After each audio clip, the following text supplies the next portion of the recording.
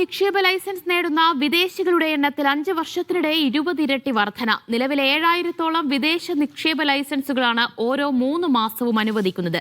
ബിനാമി വിരുദ്ധ നിയമം പ്രാബല്യത്തിൽ വന്ന ശേഷമുള്ളതാണ് ഈ കണക്ക്. ഈ വർഷത്തെ മൂന്നാം പാദത്തിൽ സൗദി അറേബ്യയിൽ നൽകിയ മൊത്തം നിക്ഷേപ ലൈസൻസുകളുടെ എണ്ണം 6986 ആണ്. 83.4% വർധനമാണ് ഉണ്ടായത്. വിദേശ നിക്ഷേപങ്ങളുടെ കാര്യത്തിലും 4 ഇരട്ടി വർധനവുണ്ടായി. 24.2% വളർച്ചയോടെ 119 ബില്യൺ സൗദി റിയാലിലെത്തി. 3 വർഷത്തിനിടെ ഏറ്റവും ഉയർന്ന വളർച്ചയാണ് ഉണ്ടായത്.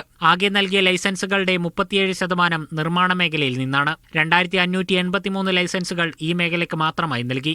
മൊത്ത ചില്ലറ വ്യാപാര മേഖലയിലാണ് ലൈസൻസുകളിൽ ഏറ്റവും ഉയർന്ന വളർച്ചാ നിരക്ക് കൈവരിച്ചത്. വാർഷിക വളർച്ചാ നിരക്ക് 234%. ആരോഗ്യം, വിദ്യാഭ്യാസം, താമസം, ഭക്ഷ്യസേവന മേഖലകൾ എന്നിവയിലും 100% വളർച്ച കൈവരിച്ചു. വാണിജ്യ മേഖലയിലെ നിയമലംഘകർക്കെതിരെയും പദവി തിരുത്തുന്നതിനുമായി നടത്തിയ ക്യാമ്പയിന്റെ വിജയമാണ് ഉയർന്ന വളർച്ചാ നിരക്ക്. Media 1, Jeddah.